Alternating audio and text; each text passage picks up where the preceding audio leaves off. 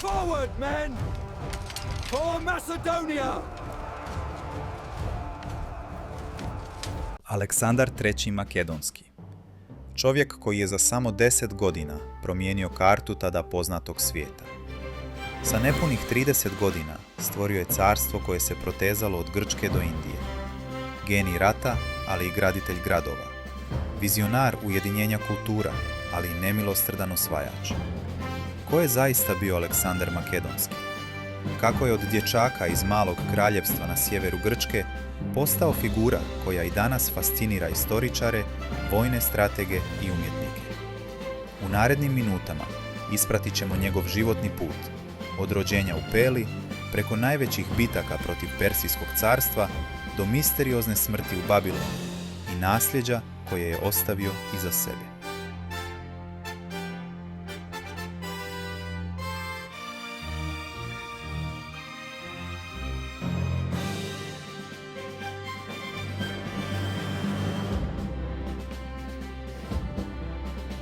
Sjeti se Aleksandre.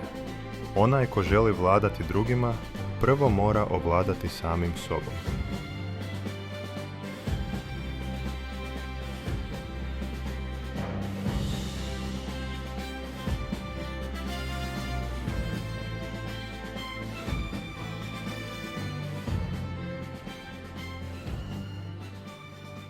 Godina je 356. prije nove ere. Mjesto Pela, prijestolnica antičke Makedonije. Te noći, u kraljevskoj palači, kralj Filip II. I njegova žena Olimpijada dobijaju sina, Aleksandra. Njegov otac, Filip, nije bio bilo kakav kralj. On je reformisao makedonsku vojsku, uveo dugu koplju, Sarisu, i od Makedonije napravio najjaču silu u Grčkoj. Njegova majka, Olimpijada, princeza iz Epira, bila je poznata po snažnoj ličnosti i dubokoj religioznosti. Legende kažu da je bila posebno posvećena Dionisu i da je tvrdila kako Aleksandrov pravi otac nije samo Filip, već i sam bog Zevs. Kasniji pisci spominju čudne znakove te noći. Hram boginje Artemide u Efezu navodno je izgorio, a proročišta su govorila o rođenju čovjeka koji će zapali cijeli svijet. Koliko god to bilo preuveličano, jedno je sigurno. Aleksandar nije odrastao kao običan dječak. Kada ima oko 10 godina, dogodio se događaj koji će ući u legendu. Dok su se ostali smijali neuspjesima, Aleksandar je primijetio da se Bukefal plaši sopstvene sjenke. Okrenuo ga je prema suncu, pomilovao ga i tiho mu govorio, a onda mirno zašeo u sedlo. Pred zaprepašćenim dvorom, divlji konj odjednom se smirio. Filip je tada rekao, Makedonija je za tebe premala, Aleksandre. Pronađi kraljevstvo dostojno tebe. Bukefal je od tog dana postao njegov nerazdvojni pratilac u svim velikim pohodima. Filip je znao da vojna snaga nije dovoljna. Odlučuje da svom sinu obezbijedi vrhunskog učitelja, jednog od najvećih filozofa svih vremena, Aristotela.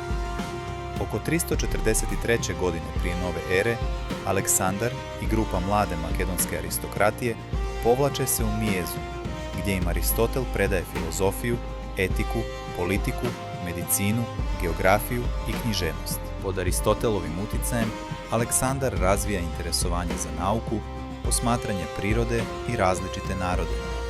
Kasnije, tokom pohoda, često će sa sobom voditi naučnike i geografe i slati im rijetke biljke i životinje nazad u Grčku. Dok Aleksandar sazrijeva, Filip nastavlja širiti utjecaj. Pobjeđuje grčke gradove države i stvara Korintski savez, u kojem je Makedonija vodeća sila.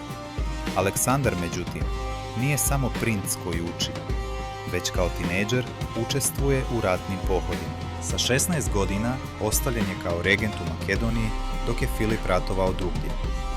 Uspješno je ugušio pobunu u Trakiji i osnovao grad Aleksandropol, njegov prvi grad. Sa 18 godina učestvuje u bici kod Heroneje protiv koalicije grčkih gradova. Prema izvorima, vodio je konjicu i razbio čuvenu tebansku svetu četu, jedinicu koja je dotad bila gotovo nepobjediva. To je bio njegov prvi veliki ispit u ratu i položio ga je. Već kao dijete pokazivao je veliku ambiciju, ali i osjetljivu, ponosnu narav. Pričali su da se ljutio kada je čuo priču o Herkulu ili Ahilu, jer je želio da i njegovi podvizi jednog dana budu jednako slavni. Ali 336. godine prije nove ere sve se mijenja. Na svadbi svoje kćeri Filip II. Biva ubijen. Okolnosti atentata ostale su nejasne. Da li je bilo dvorskih spletki, lične osvete ili širih zavjera, istorija nikada nije dala siguran odgovor. Za Aleksandra, međutim, nimalo nije bilo vremena za žalost. Sa samo 20 godina Aleksandar preuzima prijestol Makedonije. Brzo uklanja moguće rivale i učvršćuje vlast. Grčki gradovi države, misleći da je mlad i slab, pokušavaju da se oslobode makedonske dominacije. Napravili su veliku grešku. Najozbiljnija pobuna dolazi iz Tebe, grada sa snažnom vojnom tradicijom. Aleksandar reaguje nevjerovatnom brzinom. Sa vojskom se pojavljuje pred gradom prije nego što su oni uopće očekivali. Teba bivaju osvojene i gotovo sravnjene sa zemljom. Hiljade ljudi je ubijeno ili prodano u roblje, grad razrušen. Aleksandar šalje jasnu poruku. Svako ko se pobuni protiv Makedonije, proći će slično. Atena i drugi gradovi, uplašeni sudbinom Tebe, odustaju od otvorene pobune. Sada Aleksandar može da nastavi tamo gdje je Filip stao. Veliku ekspediciju protiv Persijskog carstva. Persija je tada bila ogromna sila, koja je više od jednog vijeka ranije napadala Grčku. Aleksandar svoj pohod predstavlja kao osvetu za grčko-persijske ratove, ali i kao sopstvenu potragu za slavom i bogatstvom. Godine 334. pre nove ere prelazi more prema Maloj Aziji sa oko 35 do 40 hiljada ljudi. Neki savremenici navode da je tada, zakoračivši na azijsko tlo, zabio koplje u zemlju i proglasio Aziju darom bogova.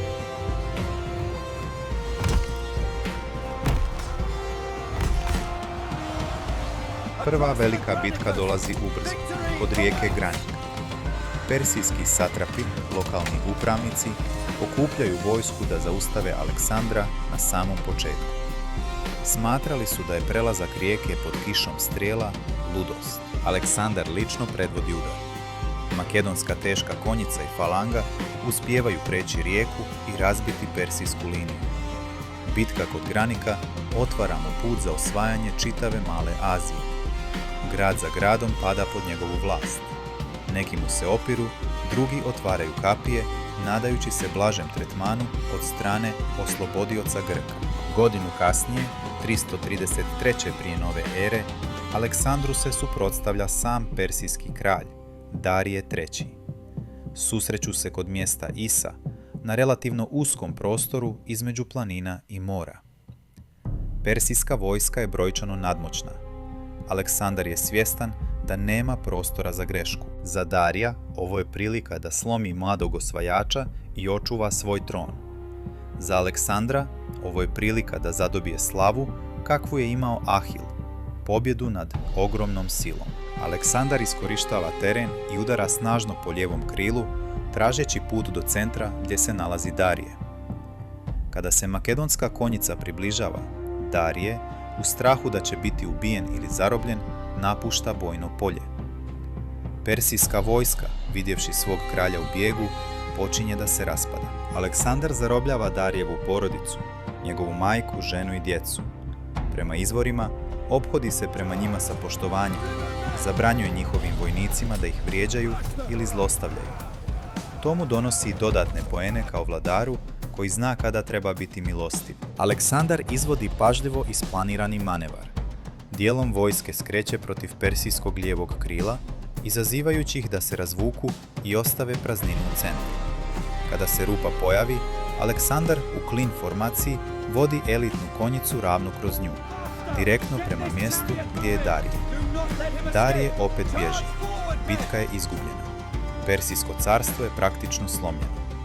Aleksandar ulazi u Babilon, dočekan kao oslobodilac, a zatim i u Suzu i Persepolis, jednu od glavnih kraljevskih prijestonica. Nakon pobjede nad Darijem, mnogi bi tu stali. Aleksandar ne. On nastavlja pohod istočno, kroz Baktriju i Sogdijanu, područja otprilike na prostoru današnjeg Afganistana i Srednje Azije. Ovdje se suočava sa potpuno drugačijim ratom, ne sa velikim bitkama, već sa upornim lokalnim otporom, gerilskim napadima i pobunama.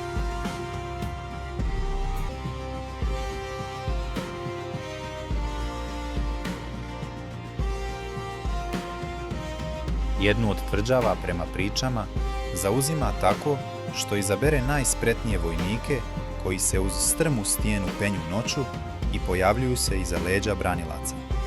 Istovremeno, počinje sve više poprimati istočnjački stil vladanja. Nosi perzijske odore, uvodi ceremonijal klanjanja, proskineza, na svom dvoru i pokušava spojiti makedonsku i perzijsku elitu.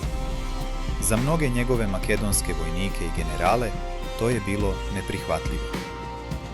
Napetost polako raste. Aleksandar više nije samo prvi među jednakima. Sada djeluje kao gotovo božanski kralj.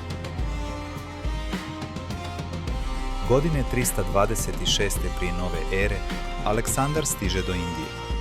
Lokalni vladari, jedan za drugim, priznaju njegovu vlast, ali ne i kralj Poro, moćni vladar sa snažnom vojskom i borbenim slonom. Rijeka je nabujala, teren težak, a Poro vjeruje da Aleksandar neće moći izvesti iznenađenje. Pod okriljem oluje, sa dijelom vojske prelazi rijeku nizvodno i napada Porovu vojsku sa boka. Slonovi izazivaju strah i haos, ali makedonska disciplina i taktika preovlađuju. Ali Aleksandar opet bira rizik. Poro je na kraju poražen, ali njegova hrabrost ostavlja snažan utisak na Aleksandra. Aleksandar se navodno nasmijao i odgovorio da će upravo tako i biti. Obnavlja Poru vlast kao lokalnom vladaru, ali sada pod svojom vrhovnom komandom.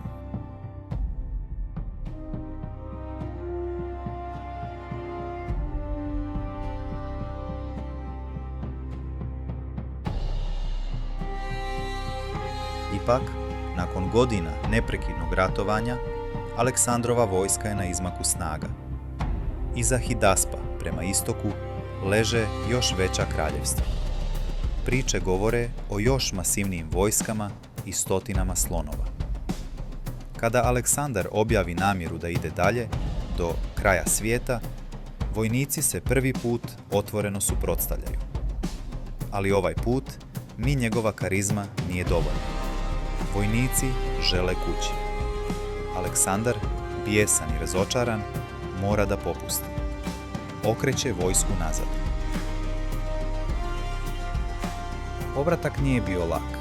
Jedan dio vojske vraća se brodovima niz Ind, ali Aleksandar odlučuje da drugi dio provede kroz pustinju Gedroziju. Odluka koja će mnoge koštati života. Gladi, žeđi i iscrpljenosti podležu hiljade vojnika. Neki smatraju da je Aleksandar svjesno izabrao teži put da bi kaznio vojsku što je odbila da ide dalje.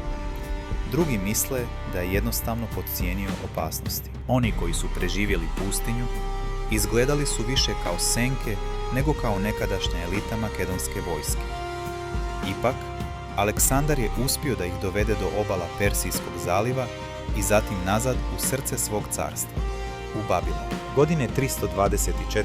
prije nove ere, Aleksandar se konačno vraća u Babilon.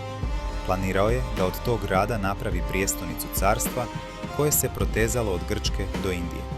Iako iscrpljen, još uvijek je sanjao nove pohode, ovaj put prema Arabiji i možda dalje. Povratak iz Indije bio je za Aleksandra možda teži od samih osvajanja. Umjesto slavne pobjedničke povorke, do kuće se vraćala izmučena vojska, puna rana i sjećanja koja ih nikada neće napustiti.